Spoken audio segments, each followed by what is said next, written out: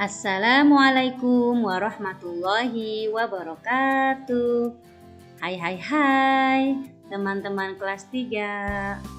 Kembali lagi bersama Miss Lili dalam video pembelajaran tematik. Sebelum belajar, jangan lupa berdoa terlebih dahulu agar apa yang teman-teman pelajari hari ini Allah berikan kemudahan. Amin. Attention. Nah, teman-teman, jika di tema sebelumnya teman-teman sudah belajar materi di buku paket 3F tentang energi dan perubahannya. Kali ini teman-teman akan belajar materi di buku paket 3G, yaitu tentang perkembangan teknologi. Nah, pasti teman-teman sudah menyiapkan bukunya kan? Oke teman-teman. Hari ini Miss akan membahas materi tentang perkembangan teknologi produksi pangan yang terdapat di subtema 1 pada pembelajaran 2 dan 4, muatan pelajaran, PPKN dan bahasa Indonesia. Sebelum ke pembahasan materi selanjutnya, lihat dulu yuk tujuan pembelajaran hari ini.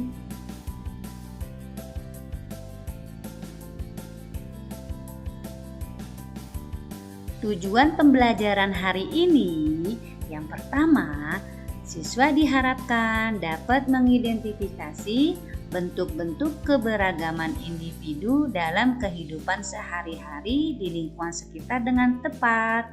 Yang kedua, siswa diharapkan dapat mengetahui kemajuan teknologi pangan seperti pengolahan tanaman lidah buaya dan buah kelapa dengan tepat.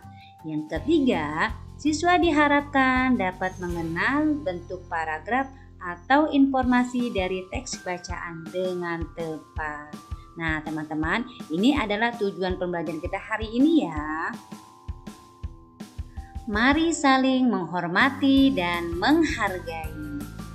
Teman-teman, mengapa kita harus saling menghormati dan menghargai?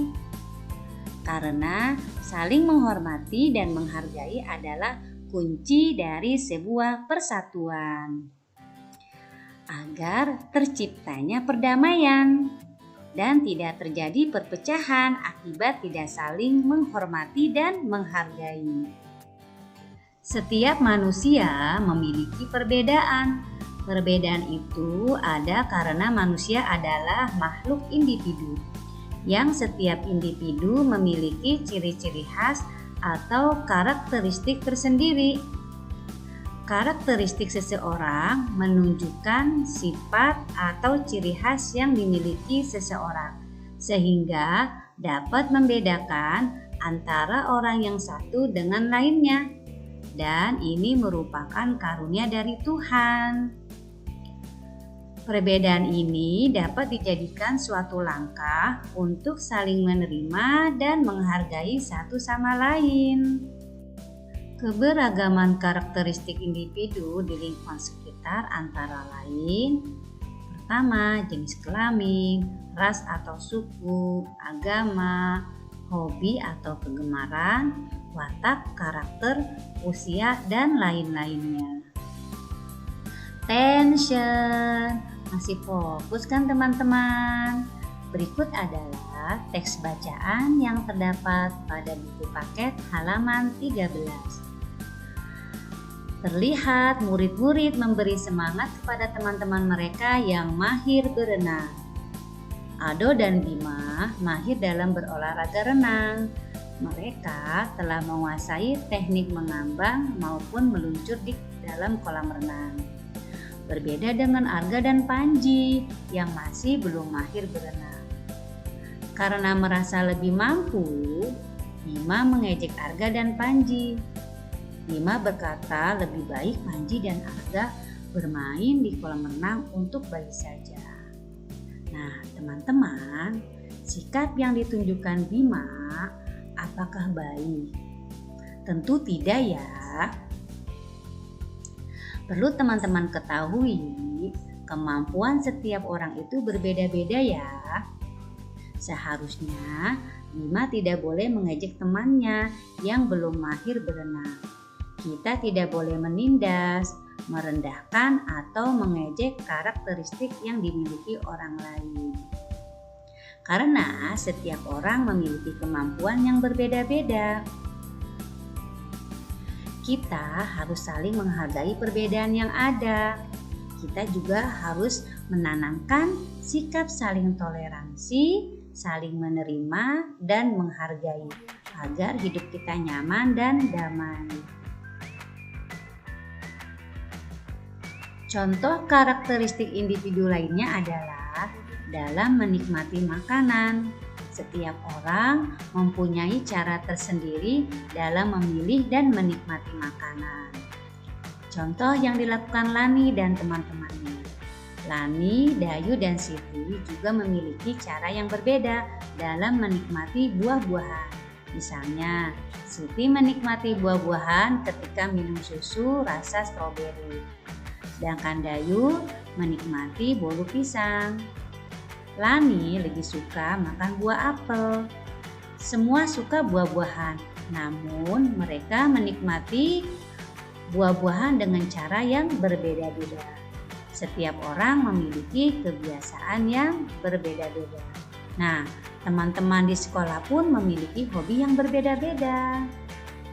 Begitupun di rumah, kita seringkali menemui perbedaan di antara anggota keluarga, antara adik dan kakak, ayah ataupun ibu.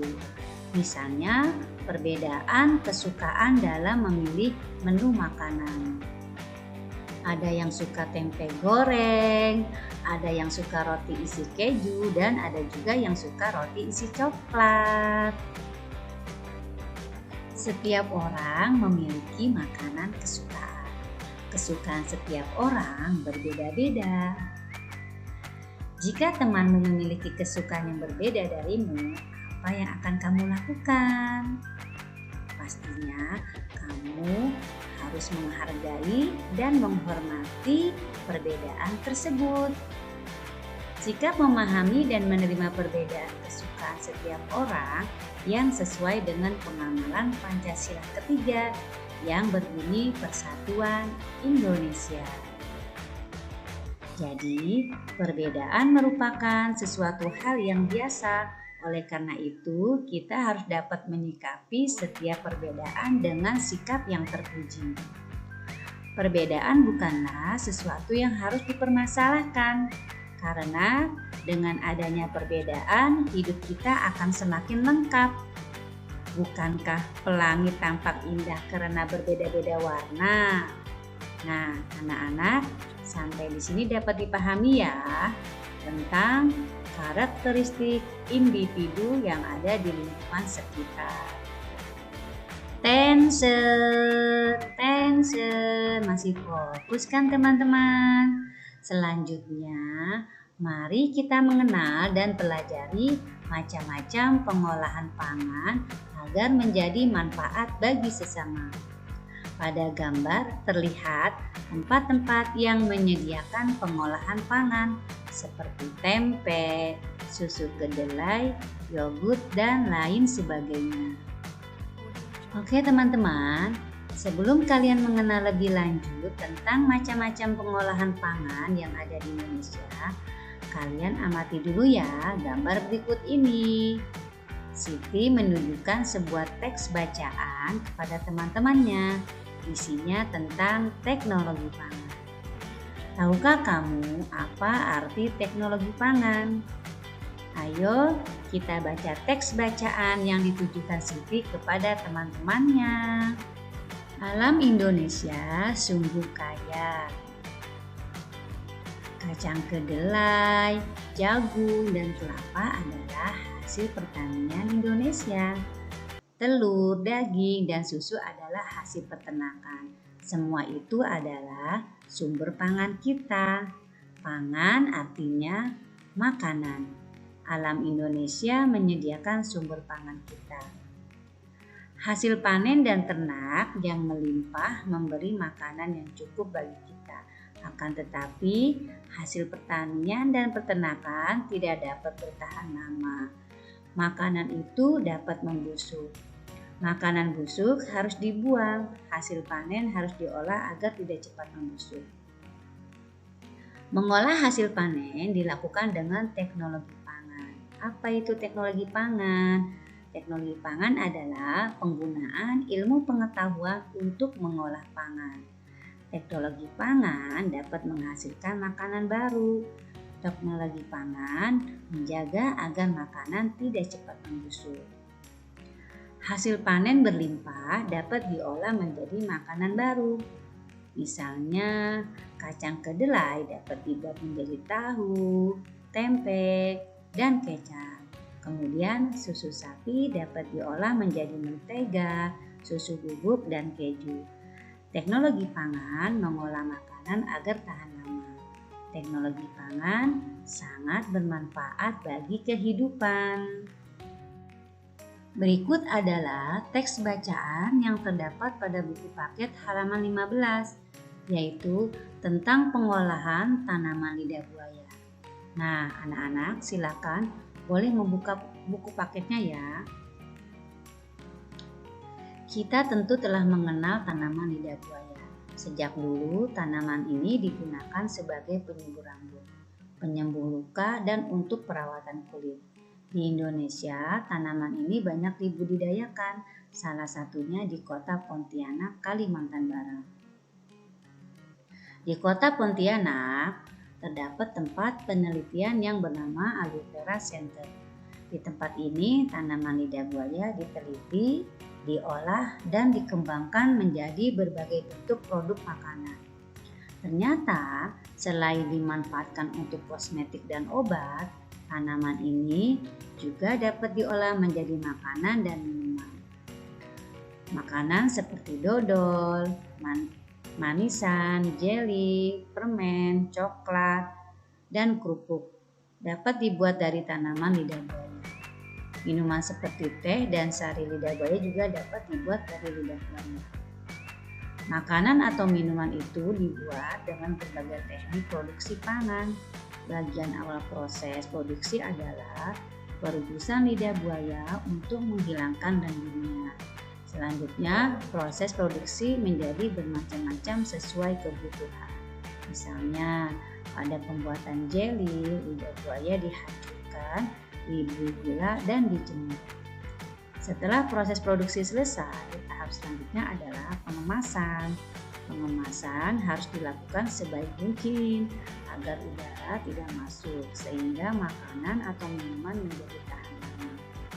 Bentuk kemasan juga harus menarik agar konsumen menyukainya. Berikut adalah buku paket halaman 16. Teks yang berjudul pengolahan tanaman lidah buaya terdiri dari 4 paragraf. Setiap paragraf memiliki informasi yang berbeda-beda. Teman-teman silakan mencari informasi dari setiap paragrafnya. Contoh ya, bisa dikasih contoh 1. Pada paragraf pertama terdapat informasi bahwa tanaman lidah buaya digunakan sebagai penyubur rambut, penyembuh luka, dan untuk perawatan kulit. Kurang lebih seperti itu ya teman-teman. Nah, selanjutnya silakan teman-teman kerjakan sendiri. Attention. Masih fokus kan teman-teman? Berikut adalah teks bacaan yang kedua, yaitu tentang teknologi pengolahan buah kelapa yang terdapat pada buku paket halaman 24. Attention, masih fokus kan teman-teman? Berikut adalah teks bacaan yang kedua tentang teknologi pengolahan buah kelapa yang terdapat pada buku paket halaman 24. Selesai berenang, Reja, Bimo, dan Adi merasa haus. Mereka membeli air kelapa muda. Air kelapa muda terasa segar diminum saat dahaga.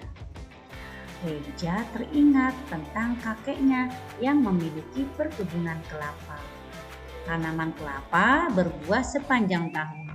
Kakek selalu mendapat hasil panen yang berlimpah. Sebagian buah kelapa dijual ke pasar, sebagian lagi dijual ke sentra pengolahan buah kelapa. Di sentra pengolahan buah kelapa diolah menjadi berbagai macam produk. Pengolahan dilakukan secara berkelompok, di mana setiap kelompok menghasilkan produk olahan yang berbeda-beda. Misalnya ada sari kelapa, kecap, gula kelapa atau gula merah, dan lain-lainnya. Pengolahan kelapa dilakukan dengan menerapkan teknologi pangan.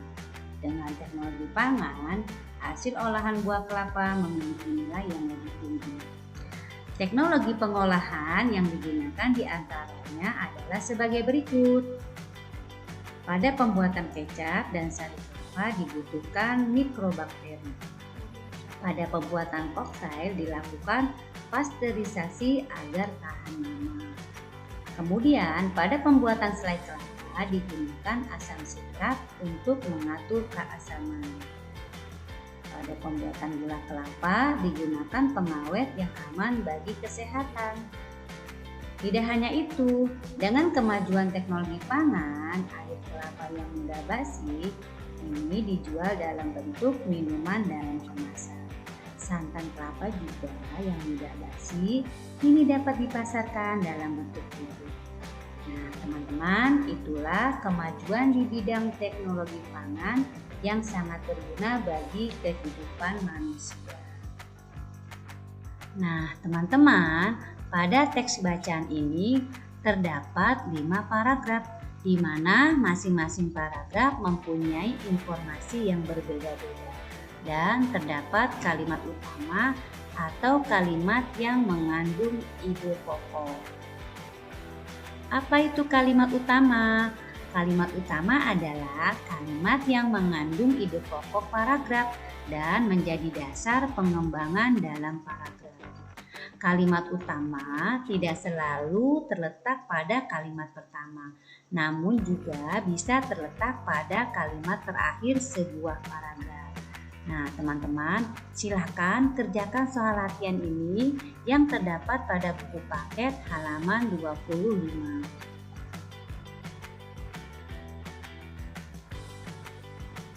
Oke teman-teman, untuk mengukur pemahaman pada materi yang sudah Miss jelaskan hari ini, silakan teman-teman kerjakan soal latihan pada halaman 14, 16, dan 25. Nah, untuk tugas pada halaman 14, anak-anak silakan saling bertukar informasi kepada teman-teman kalian melalui sambungan alat komunikasi, misalnya melalui video call atau telepon. Selamat mengerjakan tugas hari ini. Semangat ya teman-teman.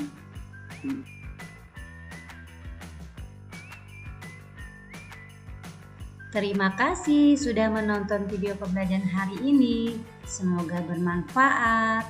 Jangan lupa jaga kesehatan dan tetap disiplin jalankan protokol kesehatan 3M ya. Wassalamualaikum warahmatullahi wabarakatuh.